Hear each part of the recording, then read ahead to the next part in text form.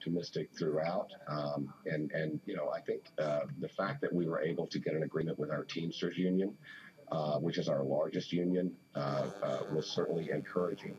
We also got agreements with several of our other unions, but the Bakers Union, which is about 30% of our workforce, decided to go on strike last Friday, despite the fact that we've been pretty straightforward that a strike would cripple the company and would cause a liquidation. I don't know if they thought that was a bluff or if they thought that there was some other better outcome. But that's essentially why we are where we are today, and the company will be liquidated. You said liquidated. Not only that, you're going to be laying off most of the 18,500 workers. You had a conference call with employees earlier this morning. What was the reaction? You know, people are devastated, and you know, you're exactly right. Essentially, people are going to be sent home today, and so I'll restate it. About 30% of our workforce has put 18,500 people out of a job, and that's a lot of families.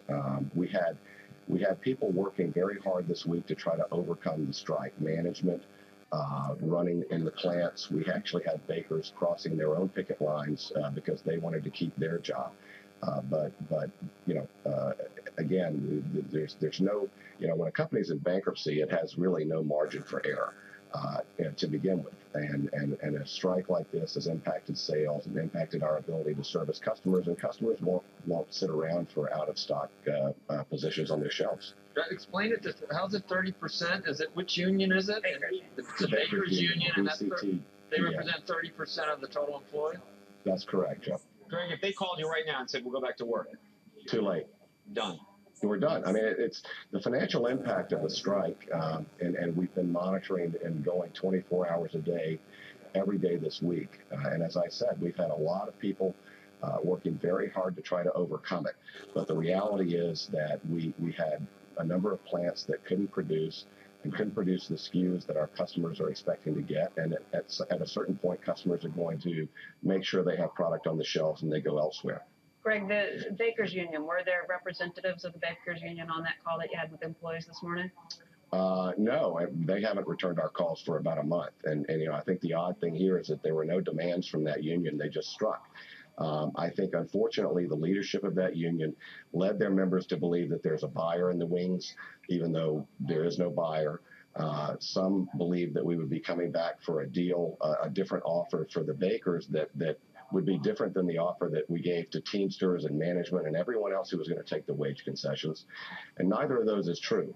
So that's unfortunate, but we are where we are. So if you have the situation where you are liquidating the brand, liquidating the companies, you're going to be selling these brands. So maybe there is a buyer in the wings, but they'll be doing that and going ahead and not be beholden to any union laws anyway, right? I think that's correct, right? I mean, you have to understand that this industry is overcapacity. It has been overcapacity. Our competitors have more capacity than they need. We have more capacity than we need. I'm certainly hopeful that we can sell the brands, but I don't think that equates to better offers or better contracts for the union workers that were on strike. Greg, who's in the wings? Oh, gosh. You know, we have 30 brands. I don't know, a lot of people are not aware of how many brands we have. Dolly Madison, Drake's Cakes. I didn't realize you had Home Pride and some of the bread that I buy, too. Yeah, Marita Bread, Home Pride. I mean, there are a number of brands. I think that obviously competitors will be looking at those, and then they have to make a judgment as to whether they want to take the shelf space that's open with their own products or whether they want to move into a brand and formulate that brand. And we'll do our best to get what value we can out of those. What's the chance of the 18,500 workers? What's the chance that some of them keep their jobs, and what percentage might you handicap that might?